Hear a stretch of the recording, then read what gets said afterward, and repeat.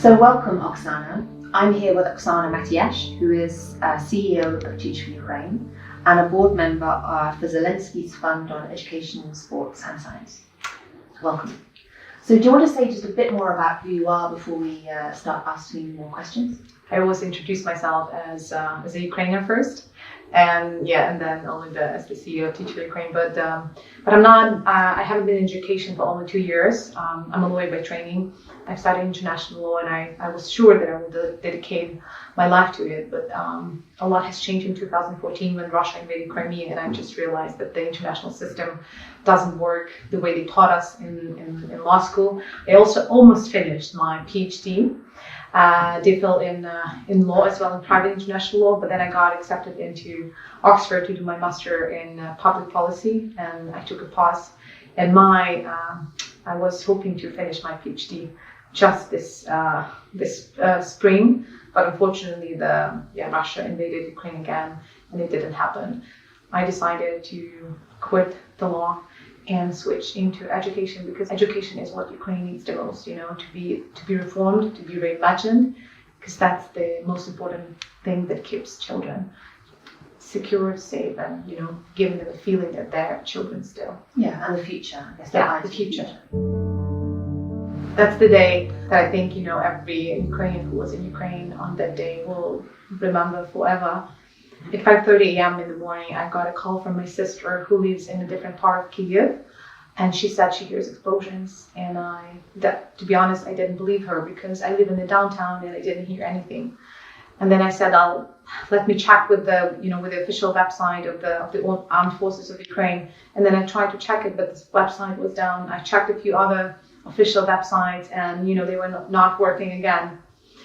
And then I opened the biggest newspaper in Ukraine, the online magazine, and I do remember, with this capital letters, Putin has started a large-scale war against Ukraine. And I remember by 7 a.m. we were already, in the car trying to leave Kyiv. And, to be honest, that was the moment when the first thing that you think about is that, did this really happen? I was supposed to be playing tennis at 9 a.m. and I was sure that this session will happen. Same about the team. We were just planning our regular calls, and everybody was just thinking about positive things. But 3 days before the large-scale war started, we sent out an email to our teachers, fellows that are located in different parts of Ukraine, some of them closer to the front line, that they would consider going back to their home to wait for the situation to de-escalate, right? But we didn't force them to do that. It was discretionary for them to make a choice. And every single teacher has decided to stay in their communities, prioritizing, supporting their students. It does show the passion and the commitment you get from educators, doesn't it? That actually that's what they prioritize. Yeah, I think I was, it's just, I can't imagine a better place for me to be, serving Ukraine at this point. It was also a day for me to make a decision. And I'm sure, all of the people, especially in the UK, you have seen how many people are trying to leave Ukraine, right? And I do remember the first 24 hours, nobody was sleeping. It's like you can't eat, you can't drink water because your body's, acting in a weird way. I left everything in Kyiv. I just took my laptop, one hoodie. You don't want to accept this harsh reality that this can happen. There was a day for me to make a decision if I want to leave or not. But I think, and that was the same for my team. We decided to give them 10 days to make a choice whether they want to stay in Ukraine, whether they want to stay and still continue working for Teach for Ukraine. And after 10 days, every single member on the team and every single teacher, they confirmed their willingness to, stay in Ukraine and to support children on the ground. But unfortunately, by that time, we already lost one of our teachers. She was killed on March 3rd in Kharkiv, her native hometown, while she was providing humanitarian aid to her native residents. What was her name? Her name was Yulia Zdanovska. She is, I still talk, in the present time. She was only 21, but she was a prodigy. She was such a smart young woman. So just imagine, only 21 years old, And it was very hard for our community, to come over that. But it's remarkable that didn't then make more of the Teach for Ukraine teachers want to actually leave and find safety. This is part of the, the bravery and resilience that the world has seen, from Ukraine and from Ukrainians. It's like when you're faced with such a devastating event in your life, right? And you do understand that it's either a victory or not. You just want to be there and help as much as possible, right? And we were thinking as the organization in the beginning, right? Because a lot of nonprofits in Ukraine, they've switched to providing emergency humanitarian aid. But we thought there are so many organizations already doing that. Should we do that as well? Should we distribute like humanitarian aid or not? And we decided, we've just realized, let's ask our students. Let's try and like keep doing what we are best equipped to. Back then, the Ministry of Education announced 2 weeks, 2-week break, just to, I think, figure out what to do next. And they said, listen, let's go back to online learning. And we were among the first organizations, to jump on the board and to try and support, try to still provide learning, despite the war. And what we saw in the beginning, more students were joining classes, online classes, than during the COVID, because for them it was, like the only opportunity to be still surrounded by peers, to have like the alternative to the harsh reality they were living in, and also, just to try and stay children, right? And children should be in a classroom. So you've spoken a bit about your Teach for Ukraine community. Could you tell us a bit more about Teach for Ukraine, what it is that you do? So Teach for Ukraine is a Ukrainian nonprofit organization, but we are also part of the Teach for All global network, being present now in 60 countries. So here there is our partner organization, Teach First. I think it's a very well-known organization. And to be honest, I got inspired probably to join Teach for Ukraine 2 years ago, because one of my classmates, she did Teach First, and she was referring to this experience as the most transformative in her life, and that actually gave her the opportunity, to find the real passion in life, professional passion. So, it was a very natural choice for me, because that was also a personal story. Back 2 years ago, Teach for Ukraine was almost on the edge of being shut down.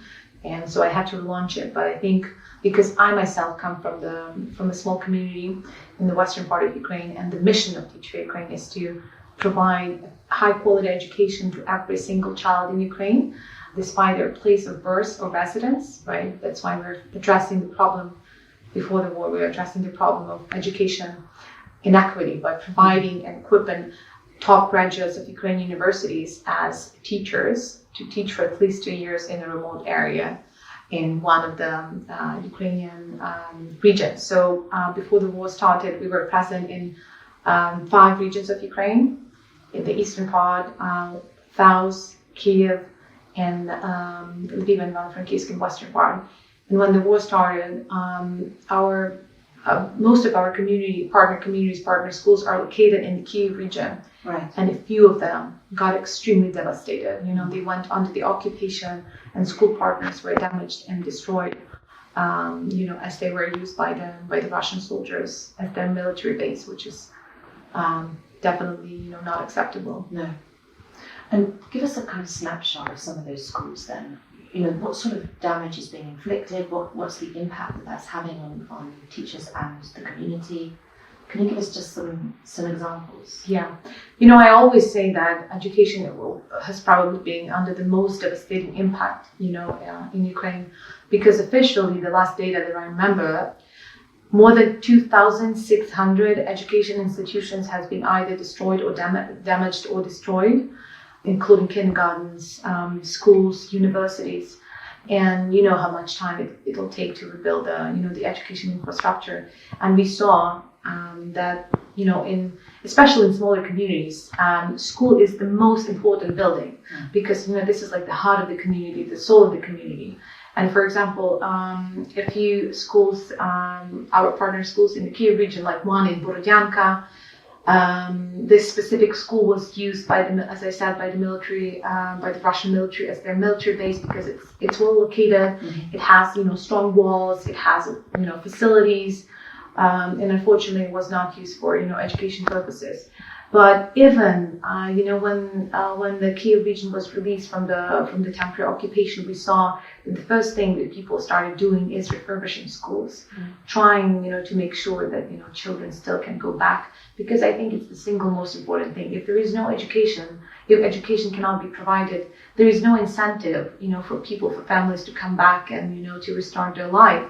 That's why it's so important to remember and probably pay a very special focus on education infrastructure, because we saw, I think officially, 8.5 million people, have left Ukraine since the war, becoming displaced outside, and we need to find, the reason for them to come back. Absolutely.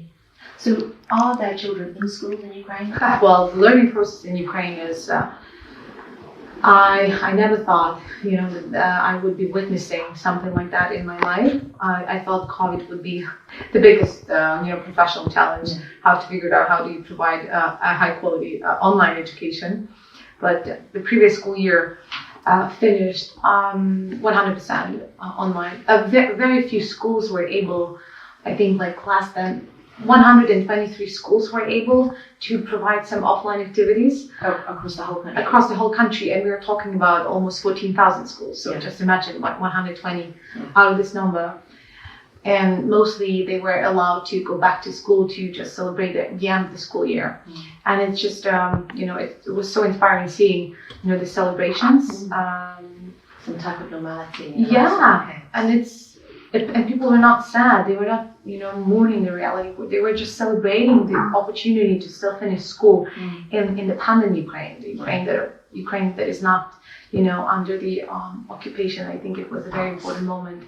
Ukrainian educators, Ukrainian teachers have shown extreme resilience. We did a survey recently before the beginning of the school year, asking them about, how the way they felt, the emotions they were experiencing, and all of them have indicated that they have increased anxiety as their prevailing emotion, right? But at the same time, they indicated they are ready to go back to work. They want to go back to work because they do understand how important it is to be there for their students. I mean, what could be more inspiring? It's remarkable. So how big is your community, Teach Ukraine? How many in it?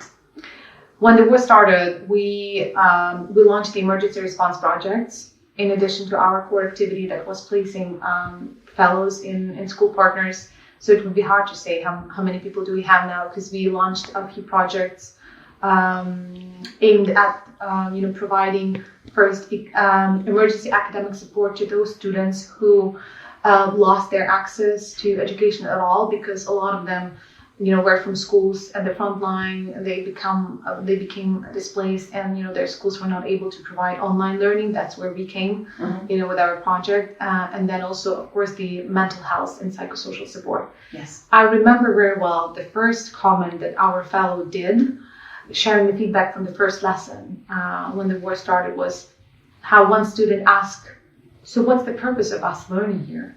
What's the point, when there is war, when everything's falling apart, So for us, it was extremely difficult to try and understand the new perspective from which we should be teaching, right? What was the answer?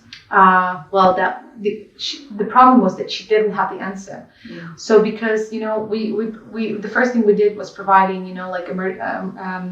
trauma-sensitive approach to teaching, training for our fellows, but it's one thing when you hear this in theory, and it's a very different reality when you need to implement this in practice. So we tried and come up with an approach. How do you explain to children why it's still important to learn during the war? And what we did, was, listen, so there's school. If you finish school, you get into university. You get a profession. Then the profession gives you the opportunity to have money. You can then spend this money to support the army. You can spend this money to pay the taxes and support the economy. And you can also spend this money for supporting charities, right? But if you don't learn well at school now, you won't be able to make this journey, right? And so it was so that's a motivating factor then, the kind of rebuilding the support of the nation. Helping them to see the new value, maybe to rethink the value of education. But I think what we're seeing is also sometimes children are more resilient than us adults, it's incredible how they can be supportive of us, how through, through their experience, we can also get inspired and get our strength, because, by the end of the day, we need to be strong for each other. And it's a moment when, we need to be as much united as possible and fight for, the future, which lies through developing your human capital and supporting it, when the reality is impossible to imagine. Absolutely. So maybe one final question is, at the start you said that you changed your career because you were absolutely convinced of the transformative power of education. What role do you think education has in rebuilding Ukraine after the war and in peacetime? This is part of the country's life that should get most investments into, right? We're talking about infrastructure, and yes, it's true that infrastructure in Ukraine has seen a tremendous damage, right? But what is the most important is human capital, right? And if we don't try and imagine education during the war and post-war, right? And I think it'll have to be a very new system. What we're even seeing right now, the training system for teachers will not be the same, right? Because the long-term, the consequences of the war will be seen, later, right? Not necessarily right now. But same about the education itself. What should the education be for the country, that has been living through the war, that's seeing so many people living it? Like we did the survey of our parents, and 3 main reasons why Ukrainian women or families decide to leave the country, and education is one of the major 3 ones. So we need to build the education system for these parents, for these children, to be, not inspired, but just so that they have the motivation to come back. For example, a lot of people have come here to the UK, which is very well known for the excellent education system. One of the reasons why I came here, right? So I want Ukraine to be able to offer the same standard of education for children, and so that Ukrainians don't need to think about, the need to stay here longer, because they will know that education is as excellent in Ukraine as in the UK. But we will need a collective leadership for that. We won't be able to rebuild the education system just ourselves, right? So I think partnerships as Cambridge Assessment, right? I mean, they are helping us with the capacity that unfortunately is very limited in the current circumstances, right? Because our single one main priority is defense, is security, right?